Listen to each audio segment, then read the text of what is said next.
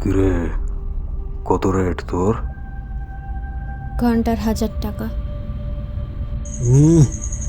এই গতরে আবার 1000 টাকা? 500 রাজি আছিস তো বল, নাহলে অন্য মাল খুঁজে নেবো। না সাব, 700 নিচে নামতে পারবো না। আবে তোর মুখে মুখে চোপা।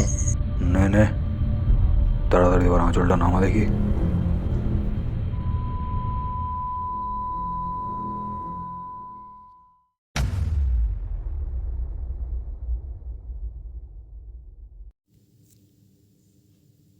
হ্যাঁ, এটাই আমি, আর এটাই আমার পেশা।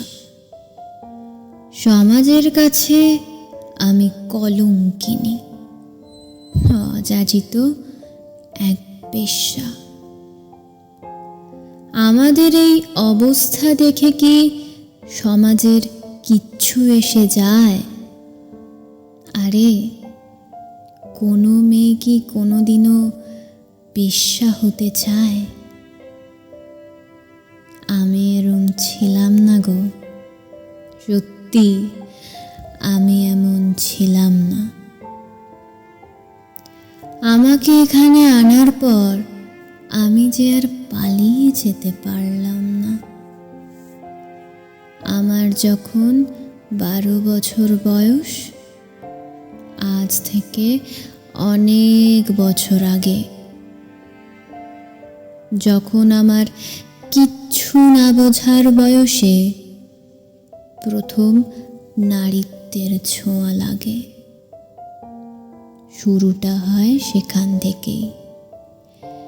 বুঝিনি শেষটা এত তাড়াতাড়ি আসবে, বুঝতে পারিনি তখন সারাটা জীবন দুঃখের তড়িতে ভাসবে।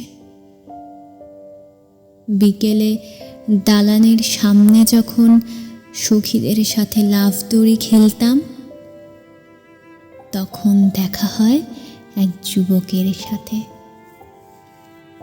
তাকে দেখেই কেমন জানি ঠান্ডা হয়ে যেতাম।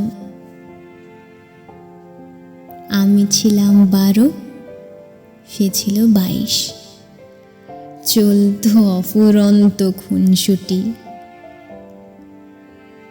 বোকা আমি, দেখতে পাইনি তার মাঝে বিপদের ভ্রুকুটি। চলল আমাদের প্রেম, ছিল তার প্রতি অগাধ বিশ্বাস।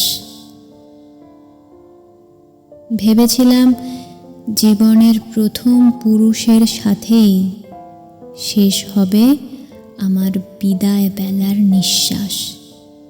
তার হাত ধরে আমি বাড়ি ছাড়লাম, সঙ্গে ছিল গয়না ভরা একটা থলি। যতীন্দ্রমোহন অ্যাভিনিউ পার করলাম। দেখলাম কলকাতার অন্ধকার গলি। গাটা কেমন ছমছম করল। আমার প্রিয়র মুখে তখন হাসি। পানের পিক মাটিতে ফেলে সামনে এলো বিন্দু মাসি। বুঝতে পারলাম তখন আমি বিক্রি হয়ে গিয়েছি। আমার প্রিয় একটা প্রতারক। ওকে আমি কত ভরসা করেছি। সেদিনের পর থেকে আমার প্রিয়কে আমি দেখতে পাইনি। সত্যি বলতে আমি কোনোদিন তাকে দেখতেও চাইনি। যখন আমি পালাতে চাইলাম, ওরা আমাকে অন্ধকার কুটিরে বন্দি করে দিল। তখনও এ গলি থেকে বেরোনোর জেদটা অটুট ছিল। তারপর সেই দিনটা চলে এলো, যেদিন আমার শরীর প্রথম নিলামে ওঠে। সারাদিন শুধু একটা রুটি আর জল, এই যা কপালে জোটে। এভাবে চলতে থাকে নিত্য অত্যাচার। ওরা আমাকে ধর্ষণ করতে থাকে।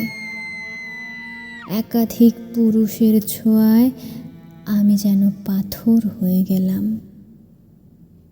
দুঃখের কথা বলবই বা কাকে? আজ আমার একটা মেয়ে আছে। ওর বাবা কে আমি জানি না, আর জানতেও চাই না। বয়স হয়েছে, তাই আজকাল তেমন কাস্টমারও আর পাই না। সন্তান অবৈধ হলেও মা কি অবৈধ হতে পারে? সন্তান ছাড়তে পারলেও মা কি সন্তানকে কোনোদিনও ছাড়ে? আজও সন্ধেবেলায় নিষিদ্ধ পল্লীর গলিতে আমাকে পাওয়া যাবে। আমি রোজগার না করলে আমার মেয়েটাই বা কি খাবে? এই সমাজ ভারী অদ্ভুত। এই কলঙ্কিনীদের আর মর্যাদা দিল না।